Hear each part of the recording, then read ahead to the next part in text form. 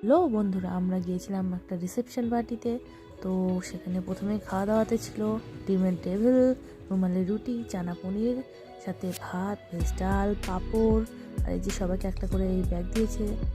এই যে আমার ননদিনী, আর এই যে আমার শাশুড়ি মা, আর ও ভিডিওটা করছিল। এই যে আমি আর বাবা ওখানে বসে আছে, আমার শ্বশুরমশাই ওই যে খাচ্ছেন।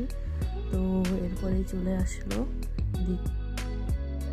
এরপরে ছিল এঁচোড় আর মেটে দিয়ে একটা সবজি, খুব সুন্দর। রান্নাটা খুবই সুন্দর, রান্নাগুলো প্রত্যেকটা খুব সুন্দর হয়েছিল। তো তারপরে চলে আসলো আমাদের একটা করে পাবদা মাছ। পাবদা মাছের সাইজগুলো খুবই সুন্দর ছিল। এরপর দিয়ে দিল স্যালাদে যেগুলো থাকে আর কি।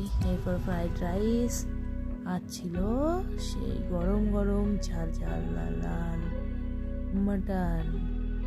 যে মাটন দিয়ে দিল, আর মাটনের গ্রেভিটাও সত্যি খুব সুন্দর ছিল, অসাধারণ খেতে হয়েছিল। প্রত্যেকটা রান্নায় খুব সুন্দর ছিল।